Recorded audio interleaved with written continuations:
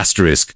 The morning sun painted golden streaks across the wooden cabin walls, as Sarah Elizabeth McKenna sat by the large window, her newborn daughter sleeping peacefully in her arms.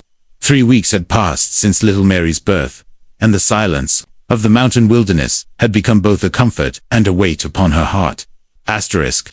Her husband Thomas had left 2 days earlier to gather supplies from the nearest trading post, a journey that would keep him away for nearly a week. The isolation felt heavier now, with only the whisper of wind through pine trees and the occasional call of mountain birds to break the stillness. Asterisk. Sarah's gaze drifted across the snow-covered landscape that stretched endlessly beyond their homestead. The winter had been harsh, and she knew that survival in these mountains required not just strength, but also the kindness of strangers when fate brought them to your door.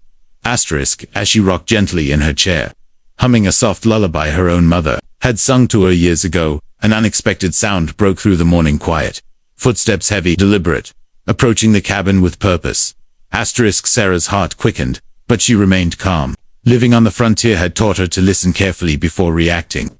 The steps stopped at her door, followed by a gentle but firm knock. Not the urgent pounding of someone bringing trouble, but the measured request of someone seeking help. Asterisk. Ma'am. The voice was deep, accented, speaking English with careful precision. I need ... assistance, please. Asterisk. Sarah rose slowly, cradling Mary close to her chest. Through the small window beside the door, she could see a tall figure standing in her yard, a Native American man, his long black hair braided with leather and beads, his muscular frame partially covered by traditional buckskin, and a colorful beaded necklace. But what caught her attention immediately was the small bundle he carried, carefully in his arms. Asterisk. What do you need? Sarah asked through the door, her voice steady but cautious. Asterisk. My baby, he said, and she heard something break in his voice. She is hungry, very hungry. Her mother, ... Her mother is gone. 3 days. Now, I have nothing to give her. Asterisk. Sarah's maternal instincts stirred powerfully. She looked down at Mary, then back at the door. Without hesitation, she lifted the wooden latch and opened it. Asterisk. The man standing before her was younger than she had expected, perhaps in his late 20s.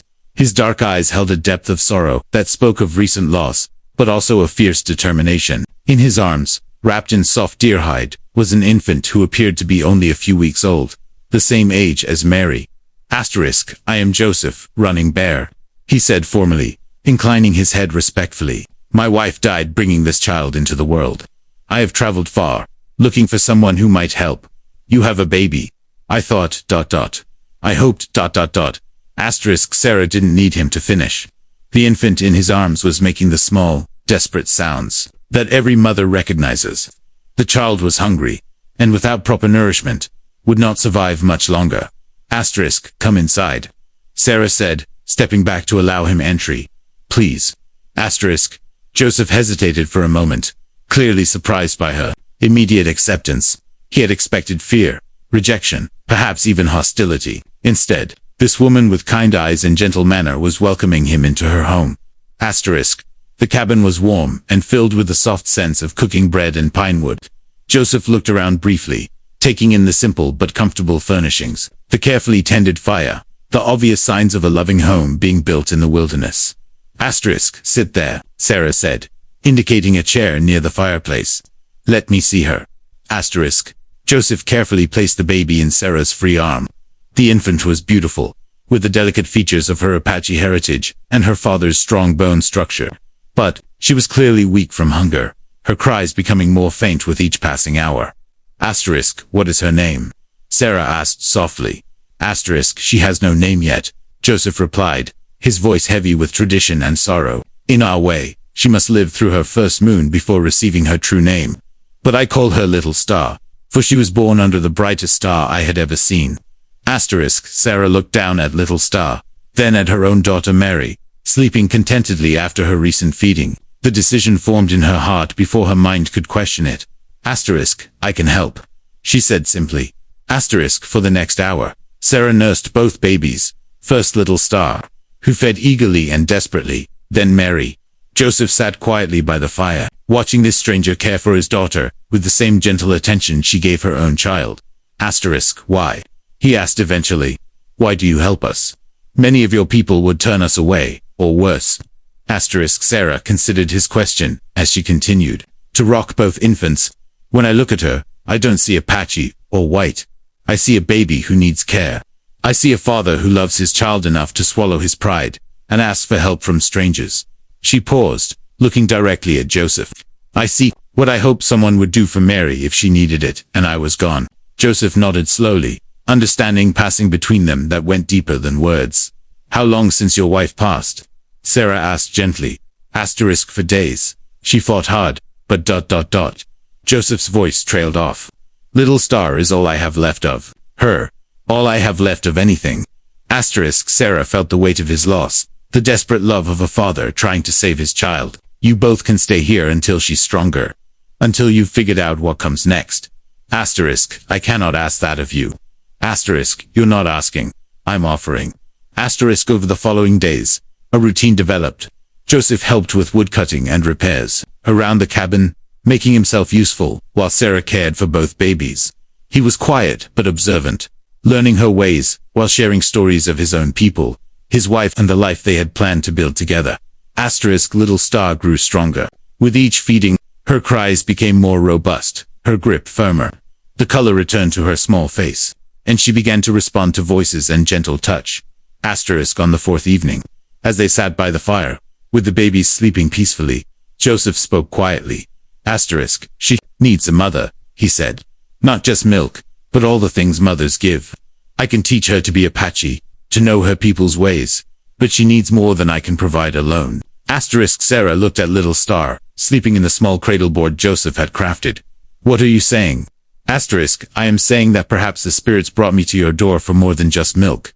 Joseph met her eyes across the fireplace. Would you... Could you consider raising her as your own? Alongside Mary, they could grow up as sisters. Sarah's heart swelled. She had already fallen in love with Little Star, had already begun to think of both girls as her daughters. But the magnitude of what Joseph was asking struck her deeply. And you? She asked. I would stay, if you would have me. Help build this place, protect this family. Learn to be the father both girls need. When Thomas returned from his journey, to find an Apache warrior chopping wood in his yard, and his wife caring for 2 babies, instead of 1. Sarah was prepared for his questions, but, as she explained the story, as he saw the gentle way Joseph interacted with both children, as he witnessed the profound gratitude and respect in the other man's eyes, Thomas found himself nodding to daughters. He said finally, looking at the babies sleeping side by side, this family just got a lot more interesting. Joseph smiled for the first time since his wife's death. Little Star will know both worlds. She will be strong. As spring arrived and the snow melted from the mountain peaks, the unusual family found their rhythm. Little Star grew strong and healthy, her laughter mixing with Mary's as they played together. Joseph proved to be a devoted father to both girls, teaching them about the natural world, about respect and survival, and the importance of family that extends beyond blood. Sarah watched them all with a full heart, knowing that sometimes the greatest gifts come from the most unexpected places. A desperate father's plea for help had brought them not just Little Star, but a deeper understanding of what family truly means. The Apache warrior had come begging for milk, but he had given them something far greater in return.